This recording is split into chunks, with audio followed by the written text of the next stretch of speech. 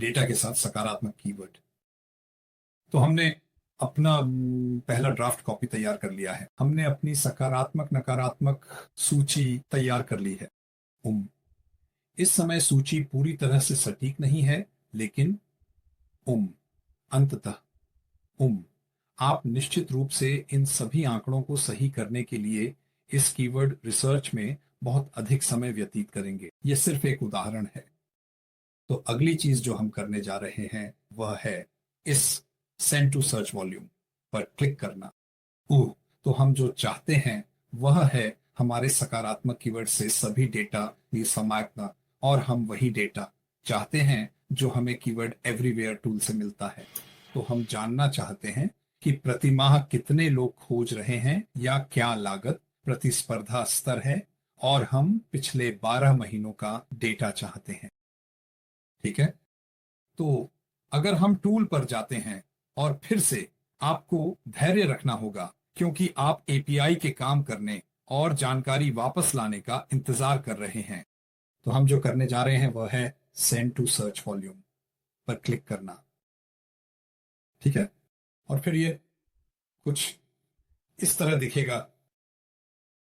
एक बार जब हम इससे संतुष्ट हो जाते हैं और हमने अपनी भाषा और मुद्रा डाल दी है जिसमें हम डेटा वापस चाहते हैं, तो हम सर्च बटन पर क्लिक करते हैं जो दाईं ओर नारंगी बटन है, और फिर हम इंतजार करते हैं। ये एक और टोकन ले लेगा क्योंकि ये डेटा का अनुरोध कर रहा है, और फिर हम थोड़ा इंतजार करेंगे। धैर्य रखें। कभी कभी इसमें थोड़ा समय लग सकता है। आप शीट के नीचे डेटा एक्सपोर्ट को देख सकते हैं। तो मैं जो करने जा रहा हूं वह है एक्सपोर्ट पर क्लिक करना, और हम उस स्प्रेडशीट को खोलने जा रहे हैं जो हमने अभी बनाई है। तो मुझे समझाना होगा कि हम इस स्प्रेडशीट में क्या देख रहे हैं। तो पहले मैं इसे बड़ा कर देता हूं, थोड़ा बड़ा, ताकि आप इसे देख सकें। ठीक है। तो कॉलम ए में हमारे पास वे सभी कीवर्ड हैं जो हमें लगता है कि सही ट्रैफिक लाने में मदद करेंगे, ताकि हम जो उत्पाद और सेवा पेश कर रहे हैं उसे बेच सकें। कॉलम बी में हमारे पास उन खोजों की संख्या है जिनमें हमने शोध किया था। कॉलम सी में हमारे पास प्रति क्लिक लागत है। तो अगर हम भुगतान किए गए विज्ञापन कर रहे होते, तो यह अनुमान है कि हर बार जब कोई लिंक पर क्लिक करता है तो हमें कितना खर्च आएगा। कॉलम डी में मान लो हमारे पास ऊ उस कीवर्ड का प्रतिस्पर्धा स्तर है, तो कितने लोग हमारे खिलाफ प्रतिस्पर्धा कर रहे हैं। और यह निम्न है, मध्यम या उच्च प्रारूप में आता है। तो उच्च का मतलब स्पष्ट रूप से उच्च प्रतिस्पर्धा है। ओह, यह शायद वे कीवर्ड होंगे जिनका सबसे अधिक वॉल्यूम है। फिर हमारे पास यहां है, हमारे पास महीने 3, 2, 1, 12 हैं, और यहां हमारे पास पिछले 12 महीनों का डेटा है कि प्रति माह कितने लोग खोज रहे हैं। अब यह महत्वपूर्ण है क्योंकि आपके उत्पाद और सेवा के आधार पर जो आप पेश कर रहे हैं, अक्सर आप पाएंगे कि कीवर्ड कुछ महीनों में अधिक मूल्यवान होता है। और मेरा मतलब यह है कि उदाहरण के लिए, यदि आप हुडी बेच रहे थे तो नवंबर में मौसम काफी ठंडा होता है। खैर, ये यूके में तो वैसे भी ठंडा होता है, लेकिन ये ठंडा होने वाला है, तो शायद 100,000 लोग हुडी की तलाश कर रहे होंगे। जुलाई में यूके में मौसम थोड़ा गर्म होता है कि इसलिए शायद केवल 10,000 लोग होंगे, क्योंकि इतने लोग हुडी की तलाश नहीं कर रहे हैं।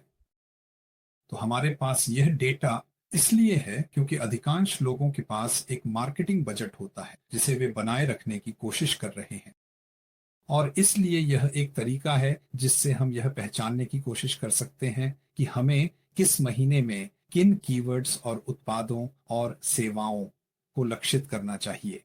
उदाहरण के लिए, अगर हम एक म्यूजिक शॉप होते और गिटार, वायलिन और पियानो बेचते, तो आप जानते हैं, मैं उस डेटा को देखकर यह कह सकता हूं कि किसी भी कारण से अप्रैल में अधिक लोग गिटार देख रहे हैं, तो मैं जो करने जा रहा हूं वह यह है कि मैं अपना मार्केटिंग बजट अप्रैल में गिटार पर स्थानांतरित कर दूंगा। मैं मूल रूप से जितने गिटार बेच सकता हूं उतने बेचने की कोशिश करूंगा, और फिर अगले महीने मैं पियानो या कुछ और पर ध्यान केंद्रित कर सकता हूं जो उस विशेष महीने में बेहतर बिक रहा हो। इस तरह हम डेटा का उपयोग करना शुरू करते हैं और कीवर्ड लॉजिक डिजिटल मार्केटिंग पद्धति के हिस्से के रूप में कीवर्ड वास्तव में डेटा होते हैं। वही असली डेटा है। यही वह है जो लोग वास्तव में टाइप कर रहे हैं। और हम यह जानने के लिए कि कितने लोग हर महीने खोज रहे हैं वास्तविक खोज मात्रा का उपयोग कर रहे हैं ताकि डेटा आधारित निर्णय लिए जा सकें, तो हम कुछ भी अनुमान नहीं लगा रहे हैं। तो इस बारे में ध्यान देने वाली दूसरी दिलचस्प बात यह है कि अधिकांश लोग उच्च मूल्य वाले कीवर्ड को लक्षित करने जा रहे हैं जहां अधिक खोजें होती हैं। तो वहीं पर प्रतिस्पर्धा का स्तर आपको दिखाता है कि यह उच्च स्तर का है। ठीक है, तो बहुत सारे लोग इन कीवर्ड्स के खिलाफ प्रतिस्पर्धा कर रहे हैं। अब अगर हम मान लीजिए कि हम एक नई वेबसाइट हैं या हम खुद को स्थापित करने की कोशिश कर रहे हैं, तो हम जो करना चाहते हैं वह वास्तव में सबसे कम संभव लागत वाले कीवर्ड को लक्षित करना है। तो हम कह सकते हैं ठीक है, मैं एक क्लिक पर 50 पेन्स से अधिक खर्च करने के लिए तैयार नहीं हूं। ठीक है, तो जो आपके पास भुगतान किए गए विज्ञापन में है वह है कि आपके पास एक दैनिक बजट है और आपके पास एक बोली बजट भी है। तो दैनिक बजट ये है कि मैं 1 पाउंड, 1 यूरो, 1 डॉलर से अधिक खर्च करने के लिए तैयार नहीं हूं। और बोली बजट ये है कि मैं 30 सेंट या उदाहरण के लिए 30 पेन्स से अधिक खर्च करने के लिए तैयार नहीं हूं। तो बहुत से लोग जो वेबसाइट के मालिक होते हैं वे मानते हैं कि वे वेबसाइट पर 1 मिलियन लोग चाहते हैं। आप 1 मिलियन लोग नहीं चाहते। जो आप चाहते हैं वह 100 लोग हैं जो वास्तव में आपके द्वारा पेश किए जा रहे उत्पाद और सेवा को खरीदने के लिए देख रहे हैं। तो ये सब उन कीवर्ड्स पर ध्यान केंद्रित करने के बारे में है जो व्यवसाय की कीमत पर खरीदे जा सकते हैं। तो हर कोई 100 पाउंड प्रति क्लिक खर्च नहीं कर सकता। हाँ, या 50 पाउंड प्रति क्लिक। कुछ लोग शायद केवल 1 पाउंड या 1 यूरो जो भी हो खर्च कर सकते हैं। तो हम जो करने जा रहे हैं वह यह है कि हम कॉलम बी पर नजर रखेंगे और हम कॉलम सी और डी में देखेंगे। अब स्पष्ट रूप से यहां कुछ कीवर्ड्स हैं जिन्हें हम सामान्यतः नकारात्मक सूची में डाल देते, जैसे कि यहां कॉस्टको। क्योंकि कॉस्टको, अगर आप नहीं जानते, एक दुकान है और यहाँ ऐसी चीजें हैं जैसे कि मैं पहले से देख सकता हूं जहां लिखा है रिप्लेसमेंट कुशंस। तो कुशंस या गार्डन एक्सेसरीज ये एक एक्सेसरी अभियान होंगे। तो हम जो करने जा रहे हैं वह ये है कि हम नीचे स्क्रॉल करेंगे और आप देखेंगे कि कॉलम बी में खोजों की संख्या कम हो रही है और हम जो खोज रहे हैं वह अवसर है। तो जैसे ही हम नीचे स्क्रॉल करते हैं आप देखेंगे हम 800 खोजों, 480, 210, 40 तक नीचे आ गए हैं और फिर आप अचानक से इन अंतरालों को यहां देखना शुरू करते हैं। तो यह 70 खोजें प्रति माह है। कोई भी भुगतान किए गए विज्ञापन नहीं कर रहा है और यह कम प्रतिस्पर्धा है। तो लॉरा जेम्स गार्डन फर्नीचर, हमने वास्तव में इसे नकारात्मक कीवर्ड के रूप में रखा हो सकता है, लेकिन ये 70 लोग हैं जो गार्डन फर्नीचर की तलाश कर रहे हैं और कोई भी बोली नहीं लगा रहा है और यह कम लागत है। और यहां पर आपको यह सोचना चाहिए कि क्या आप अपनी खोज में उन ब्रांडेड दुकानों को शामिल करना चाहते हैं या नहीं, क्योंकि उन ब्रांड्स के भीतर सही प्रकार की ट्रैफिक को आकर्षित करने के अवसर हैं। तो फिर से जब आप नीचे स्क्रॉल करते हैं तो आप कम संख्या तक पहुंचते हैं। जो आप कॉलम सी और डी में देखना शुरू करते हैं वह है कम मूल्य वाले कीवर्ड्स के साथ अधिक से अधिक अवसर। तो ये कीवर्ड्स हैं जहां फिर से कोई भी बोली नहीं लगा रहा है, इन पर प्रतिस्पर्धा कम है, ये वास्तव में उच्च है। फिर से यह डेबिनहैम्स है जो कि यूके में एक दुकान है। तो जब हम नीचे स्क्रॉल करते हैं, पे ये ध्यान केंद्रित करने के बारे में है।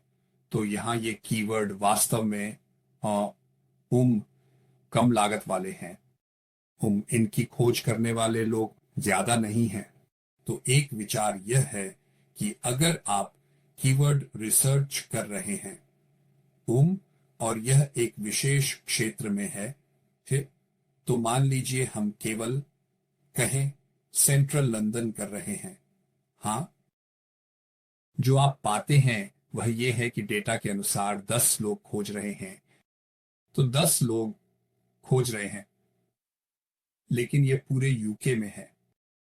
तो आपके लक्षित क्षेत्र में यह हो सकता है कि केवल 3 लोग हों।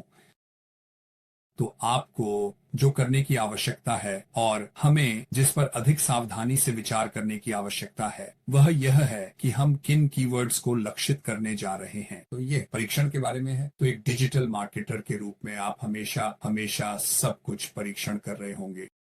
और जैसे ही आप सूची को नीचे स्क्रॉल करते हैं, आप अधिक से अधिक अवसर देखना शुरू करते हैं जहां आप संभवतः कुछ कम खोज मात्रा ला सकते हैं, और ऐसी चीजें जहां हमारे पास कोई खोज नहीं कर रहा है।